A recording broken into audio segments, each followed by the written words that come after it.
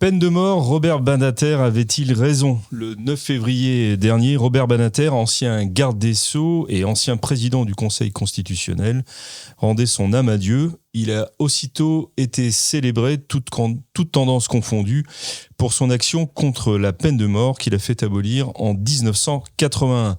Au-delà même de la personne de Robert Badinter, c'est la question de la peine de mort dans la doctrine catholique que mes invités de ce jour traiteront aujourd'hui. Et je m'empresse de vous les présenter. Je vais commencer par la laïque de l'étape, Madame Anne Le Pape. Bonjour Anne, merci de votre présence. À vos côtés, l'abbé Grégoire Sellier. Bonjour Monsieur Maxence et bonjour à tous les clubistes. À ma droite, le père Jean-François Thomas. Bonjour monsieur.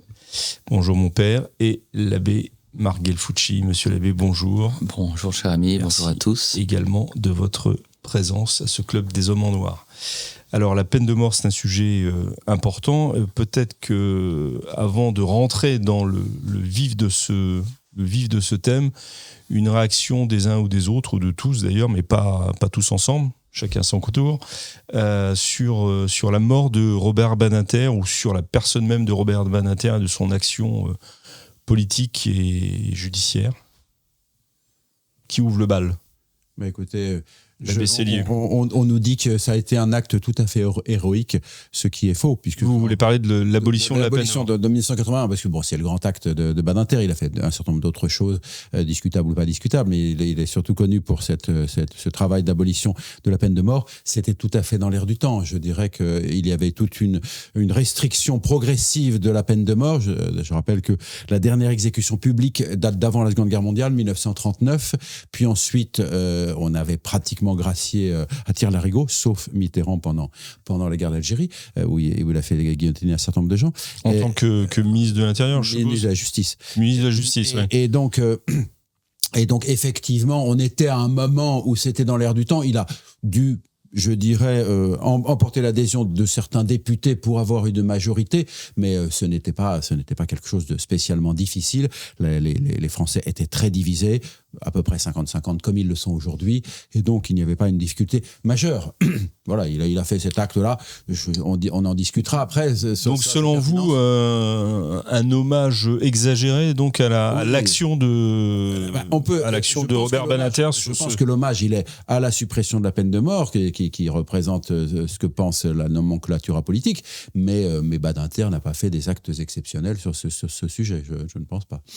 Anne Le Pape, vous qui êtes journaliste, vous êtes une observatrice attentive. Donc. En tout cas, je ferai juste remarquer qu'on salue Maître Badinter comme défenseur de la vie, qu'il a été logique avec lui-même, conséquent, puisqu'il s'est toujours prononcé contre l'euthanasie, mais que je sache, il ne s'est jamais prononcé contre l'avortement. Oui, c'est la question que j'allais vous poser de ce fait. Voilà. Donc, conséquent avec lui, voilà. Semi-conséquent jusqu'à un certain point. Mon père, vous avez une réaction sur Robert Badinter ? Oui, bien sûr, oui. Parler de M. Badinter en tant que personne, bon, il est maintenant devant Dieu, devant son juge, donc ce n'est pas à nous de nous prononcer, ni pour le canoniser, comme ça a été fait de façon unanime, ni pour le jeter aux enfers de façon... justement sans respecter les règles. Mais la personne de Badinter, je trouve, n'est pas très intéressante dans le sens où elle s'inscrit dans un contexte qui est plus large. Il est tout d'abord mari d'une femme, et sa femme a pris des positions qui sont souvent à l'opposé des siennes, ou en tout cas complémentaires des siennes, notamment en ce qui concerne l'avortement, parce qu'elle a été quand même une très grande militante de l'avortement, et elle est Elisabeth Badinter, c'est ça. Badinter, voilà. Et puis il s'inscrit dans toute une série de réseaux, notamment la franc-maçonnerie et d'autres réseaux qu'il est préférable de ne pas nommer ici.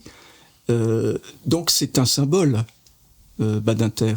Je ne pense pas que la plupart de ceux qui les louangeaient et de ceux qui vont le panthéoniser s'intéressent vraiment à la personne et aux idées. Oui, c'est à ce qu'il représente. C'est ce qu'il représente. Et ce qu'il représente, en ce qui me concerne, c'est tout à fait ce que je repousse. À tout point de vue. À tout point de vue. Alors, on en reparlera tout à l'heure donc, sur le sujet même de la peine de mort, mais Chers amis, vous êtes en train de regarder le Club des Hommes en Noir. Je me permets juste de vous dire que saint Ambroise disait que nous ne serons pas jugés sur ce que nous aurons donné, mais sur ce que nous aurons gardé. Vous nous regardez ? Eh bien, ne gardez pas pour vous tout cela. Donnez-vous. Allez maintenant dans la description de la vidéo pour effectuer votre don. Un grand merci. On va terminer ce tour de table par avec Gelfucci. Mais je pense que le père Thomas a dit la chose de manière simple par rapport à cet homme, même si on célèbre un homme politique, un homme, quoi qu'il n'ait jamais eu de mandat électif, je crois. Il a été sénateur, si. Il a été sénateur, oui, mais c'est du vote indirect, et c'était pour l'honorer. Et il a été surtout au Conseil constitutionnel, donc il est présenté comme un grand juriste, il était avocat, mais c'est un tout. Et dans ce tout, pour reprendre ce qui a été dit, on ne peut pas passer à côté de l'avortement, même si on pourrait utiliser ce qu'il a dit par rapport à l'euthanasie. Et puis on ne peut pas faire fi du militantisme d'Elisabeth Badinter, qui va jusqu'à la gestation pour autrui. Oui, mais par ailleurs, chaque personne est responsable de ses actes et de ses prises de position. C'est une ambiance générale aussi. Oui, bien sûr. Moi, j'ai surtout été étonné par le tweet fait au nom, en tous les cas, de la conférence épiscopale française, saluant l'action de Robert Badinter. Plus que ça, c'est l'inlassable combat de M. Badinter pour la dignité humaine. Donc ça va bien plus loin que la peine de mort. Non, mais la conférence épiscopale ne rate jamais une occasion de se taire. Donc je dirais, ils sont en mauvais, même temps, mauvais. Surprise, la conférence épiscopale, encore plus mauvaise que d'habitude. Enfin, je veux dire, En même temps, c'est un simple tweet. Je ne sais pas qui l'a exactement rédigé, mais il n'a pas été dénoncé par aucun évêque. Il n'a pas été dénoncé, effectivement. Donc on peut le regretter. Alors si on en vient à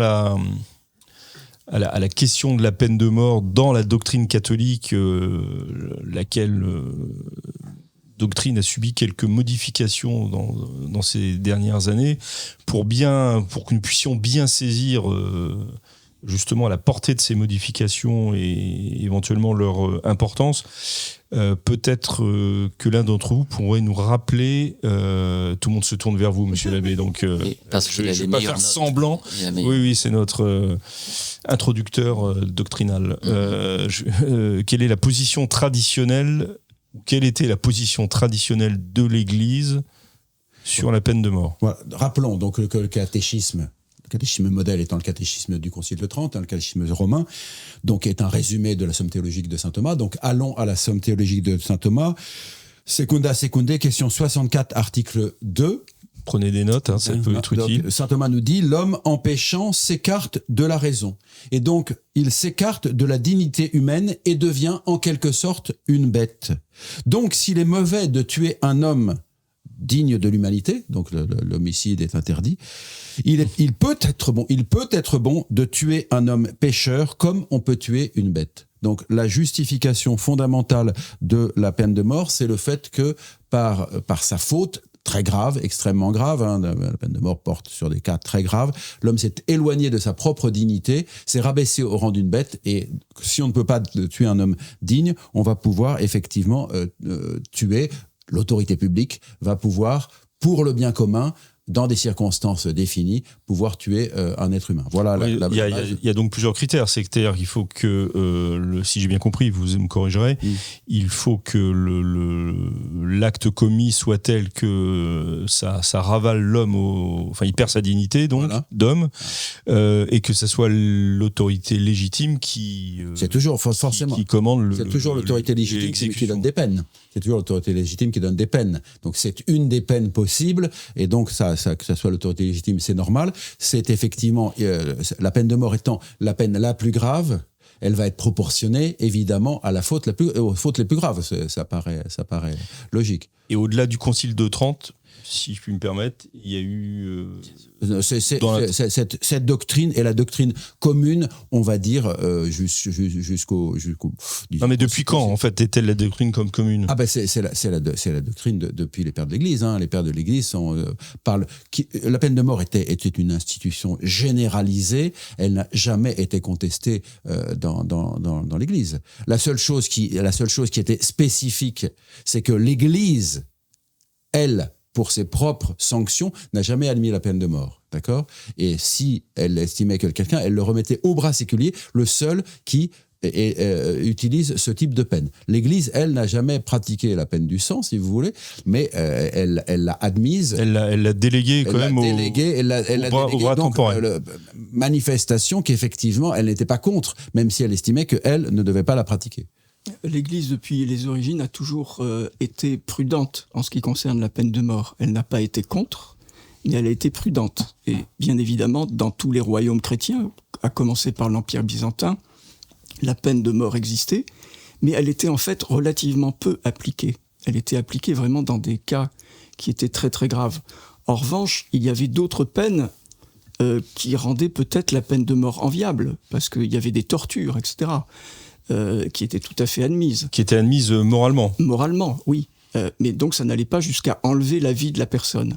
Et on voit bien qu'au Moyen-Âge, y compris avant saint Thomas d'Aquin, l'Église est réticente vis-à-vis de la peine de mort, de l'application de la peine de mort, parce que cela peut ôter à la personne la possibilité de la rédemption. L'Église, c'est quand même son souci principal, donc peine de mort, pourquoi pas, mais à condition que la personne voit ça comme une voie de salut, et ça l'a été évidemment dans certains cas. Mais pas dans tous non plus. Mais pas dans tous non plus. Et puis la deuxième chose, c'est que l'Église était réticente parce que le jugement provenait d'un jugement humain et pas d'un jugement divin. Donc ça, c'était les deux réticences de l'Église. Et même au Moyen-Âge, qui a une très très mauvaise image de marque aujourd'hui, contrairement à ce qu'on croit, on ne tuait pas comme ça sans raison. Et on ne tuait pas non plus des quantités innombrables de personnes. Et de personnes juste pour le plaisir ou par sadisme. Monsieur Abegelfouchi, vous aviez sur cette position traditionnelle de l'Église. Eh bien, la position traditionnelle de l'Église, quand on voit dans l'Ancien Testament les peines de mort nombreuses qui étaient demandées par Dieu lui-même pour protéger si vous voulez, le bien du peuple, mais qui étaient sévères. C'est pour ça que vous avez Marcion, le marcionisme, qui dit qu'il y a comme deux dieux ou deux religions. Donc c'est une hérésie, faut préciser. C'est une hérésie, et donc il faut bien comprendre pourquoi Dieu demandait la peine de mort pour celui qui travaillait le dimanche, qui travaillait le sabbat, ou qui enfreignait une loi morale. C'est parce que les hommes étaient extrêmement durs. Il faut s'imaginer qu'ils étaient entourés de peuples qui faisaient des sacrifices humains, qui mettaient des bébés dans les fondations des maisons, des villes, qui brûlaient des bébés, qui tuaient des adultes. Et le peuple juif a été conduit de manière sévère pour ne pas entrer en relation avec une idolâtrie extrêmement sanglante. Alors, la lapidation, par exemple, de la femme adultère est un exemple, et on voit que même à la fin de l'Ancien Testament, c'est tombé en désuétude, et que cette peine de mort n'était plus appliquée. C'est une des épreuves qu'on propose au Christ en lui disant, voilà, cette femme a été prise en adultère, est-ce qu'on doit la lapider ou pas ? Comme on ne lapide plus les femmes adultères. On lui pose la question pour le piéger. Pour le piéger. Mais il y a deux solutions. Mais il comptait bien la lapider, cette femme. Non. C'était tombé en désuétude, donc on n'allait pas la lapider. Donc le Christ disait, oui, lapidez-la, c'est la loi de Moïse, et il était présenté comme quelqu'un de cruel. Et s'il disait, non, ne la lapidez pas, il disait, il ne suit pas la loi de Moïse. C'est pour ça que le Christ... Donc la loi de Moïse n'était plus appliquée sur ce point. Elle n'était plus appliquée sur ce point, ou très peu. Et donc, pour revenir à la position de l'Église même contemporaine, enfin avant quelques changements, l'autorité publique, pour le bien de la société, de manière proportionnée au crime, avec la certitude de la culpabilité du coupable, et ça pose quand même un grand problème, vous voyez, peut mettre à mort avec la condition que cette personne puisse faire pénitence, qu'on lui propose. Et d'ailleurs, saint Thomas d'Aquin dit quelque chose d'extrêmement fort et pointu qu'on retrouve dans le cas de Georges Flèche et des écrits qu'il a laissés et qui ont ouvert la possibilité d'une enquête de béatification qui n'a pas allé jusqu'au bout. C'est difficile parce qu'il a quand même tué un policier à l'époque. Bon, c'était le fait qu'un condamné à mort qui accepte la peine temporelle en réparation du péché qui lui a valu cette condamnation à mort, a un mérite exceptionnel et est justifié. Vous voyez ? Est-ce que c'est pas un peu Parce que c'est odieux. La peine de mort est odieuse. Et Certes. j'ai beaucoup trop parlé, mais la peine de prison, saint Thomas d'Aquin dit, la peine de prison elle-même est odieuse. Et on peut même s'échapper. Mais face à Dieu, et même face à la société, il faut réparer. Donc si on s'échappe, il faut quand même réparer d'une manière ou d'une autre le mal qu'on a fait. Mais on peut, c'est extraordinaire, saint Thomas d'Aquin dit, on peut s'échapper de prison. Et donc on peut aussi essayer d'échapper à la peine de mort. Seulement, celui qui l'accepte pour la vie éternelle est justifié. Mais si vous voulez, c'est une pensée qui est tellement... Alors justement, le premier condamné à mort justifié comme ça, c'est le bon larron finalement. Chers amis, vous êtes de plus en plus nombreux à regarder les vidéos du Club des Hommes en Noir, et cela nous touche énormément. Mais savez-vous que la plupart des gens qui regardent nos vidéos ne sont pas abonnés à la chaîne de l'Homme Nouveau, et ça change tout. Parce que plus d'abonnés, ça veut dire plus de visibilité, et donc plus de contenu à vous proposer. Donc si vous n'êtes pas abonné, s'il vous plaît, cliquez sur ce petit bouton, ça prend 2 secondes, et cela nous aide énormément. Bonne vidéo. Oui, lui, il accepte. Il accepte sa peine. Pour nous, c'est justice. Pour nous, c'est justice. Oui, c'est ce qu'il dit, c'est ce qu'il dit très clairement. Père Thomas. Il est d'une certaine façon heureux que la peine de mort ait été appliquée, parce que c'est ce qui nous vaut aussi la rédemption. Notre Seigneur a été crucifié. Il a été crucifié, selon la loi romaine, comme un esclave. Donc vraiment la pire des peines de mort. Dans le droit romain, en fait, le citoyen romain était rarement condamné à mort. Pour tous les autres... Ce qui arrive à Saint-Paul quand même. Oui, mais à l'épée. Oui, mais à l'épée. À l'épée, voilà. oui. Donc c'est une mort tout à fait digne. Et c'est d'ailleurs ce qui sera pratiqué jusqu'au XVIIIe siècle pour les nobles. C'est toujours à l'épée ou à la hache. Pour les autres, pour les manants, oui, mais bon, c'est quand même la mort la plus sobre qui puisse... Alors moi qui suis manant, j'aurais été condamné comment ? Pendu. Qui puisse exister. Mais bon, notre Seigneur a été condamné à mort. Oui, tout à fait. C'est vrai que ça... Donc pour le christianisme, ça signifie quand même quelque chose. Ça signifie quelque chose, effectivement. Anne le Pape, je vous vois me regarder, donc je vous laisse parler. Gelfucci a parlé de Jacques Fesch, puisque un des arguments qu'on peut entendre, c'est qu'il faut laisser aux condamnés le temps de se repentir et de se tourner vers Dieu. Mais il y a eu des exemples comme Pranzini, par exemple, qu'on connaît grâce à Sainte Thérèse, Sainte Thérèse de l'Enfant Jésus, oui. Puisqu'il avait fait un triple meurtre en 1887 et qu'il a été condamné à mort, qu'il a refusé de voir l'aumônier, d'écouter l'aumônier. La toute petite Sainte Thérèse a prié pour lui, pour qu'il se convertisse, et au moment de glisser sa tête dans la lunette de la guillotine, il s'est tourné vers le crucifix et qu'il a embrassé. Donc il y a toujours ce moment, Dieu offre toujours le pardon, et puis bon, Jacques Fesch, bien sûr, qui a eu un cheminement spirituel admirable, se comparant au bon larron, parlant des clous acceptés, etc. Bon, cheminement spirituel qui a bien dû avoir des hauts et des bas, bien sûr, hein, il ne faut pas se faire d'illusions. Oui, surtout quand on se retrouve dans une cellule, on était seul. Voilà. Parce que c'est ce que dit saint Thomas, la perte de la vie est la plus grande des pertes. On ne peut pas perdre plus que la vie. C'est la peine de mort. Nous autres, on peut être privé des biens extérieurs, on peut être privé de sa liberté, on peut être privé de tout ça, mais la perte de la vie, c'est irréparable. C'est la peine la plus terrible. La plus grave. Est-ce que c'est la plus terrible ? Non, la plus grave, oui. Mais... Le pape François dit bien que la prison à vie c'est une forme de mort cachée. Et c'est vrai que c'est horrible. Oui, mais il le dit dans son discours, mais dans la nouvelle rédaction du Alors on va en parler justement catéchisme, il dit que grâce à la peine de prison, on n'a plus à utiliser cette peine. Tout à La fait. peine de mort. Alors justement, à partir de quand l'Église modifie-t-elle sa position je ne sais pas s'il faut dire sa doctrine. Vous me corrigerez. Enfin, Une certaine expression de la doctrine. Et de sa doctrine, en tous les cas, sur la peine de mort. Moi, je pense que ça commence au concile où on commence à agiter la question, même si ça n'est pas traité dans Gaudium et Spes, c'est le document de Gaudium et Spes, ça n'est pas traité de façon exhaustive, mais on commence déjà à s'orienter vers là. Ce qui n'est pas, attention, je vais défendre l'interdiction de la peine de mort donc dans quelques instants, mais ce qui n'est pas absurde et ce qui n'est pas sot. Pourquoi ? Parce que un certain nombre de conditions sont en train d'évoluer, notamment l'efficacité des États à maintenir dans des prisons, parce qu'effectivement, aujourd'hui, pour se sauver des prisons occidentales, c'est extrêmement difficile. Il y a très peu d'évasion réussie. Et parce que nous sommes dans un siècle qui se médiatise, et donc la peine de mort devient, quelque chose qui va se répandre en images.